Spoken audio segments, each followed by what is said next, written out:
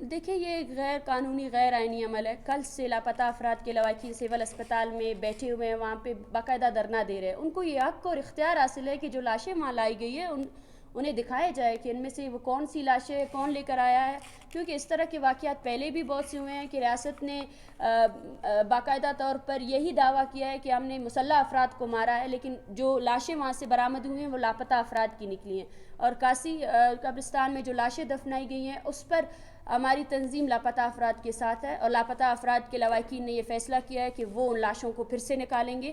اور باقاعدہ طور پر, کیونکہ یہ ایک تکلیف ہے, اس تکلیف کو تو آپ سوچیں کہ وہ 13 لاشیں آپ نے بغیر کسی نوٹیفیکیشن کے وہاں دفنا دی.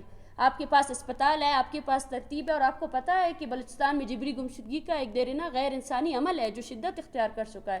تو یہ لواحقین تو اس صدمے میں ہے کہ وہ لاشیں جو وہاں پہ آپ نے بغیر کسی نوٹیفیکیشن کی دفنائی ہیں وہ کس کی لاشیں ہو سکتی ہیں. اور ابھی بھی لاپتہ افراد کے لواحقین سول اسپتال کے باہر کھڑے ہوئے ہیں.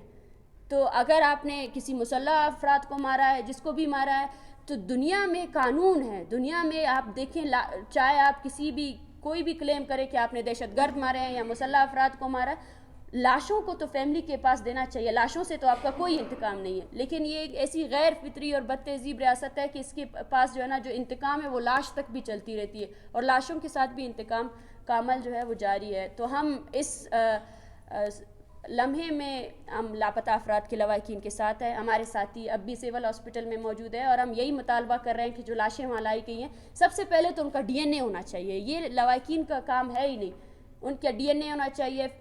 پاکستان میں نظام موجود ہے نادرا کا, ان کی فنگر پرنٹس ہونے چاہیے کہ یہ بندہ جس کی لاش آپ نے گرائی ہے یہ کون ہے, تاکہ ہزاروں کی تعداد میں جو لواحقین آ رہے ہیں ڈیلی کے بیسس میں سول میں, تو ان کو ایک ریلیف مل سکے. کچھ لوگ تو ابھی راستے بند ہے, وہ آ بھی نہیں سکتے ہیں, لیکن اس طرح کا کوئی نظام موجود ہی نہیں ہے.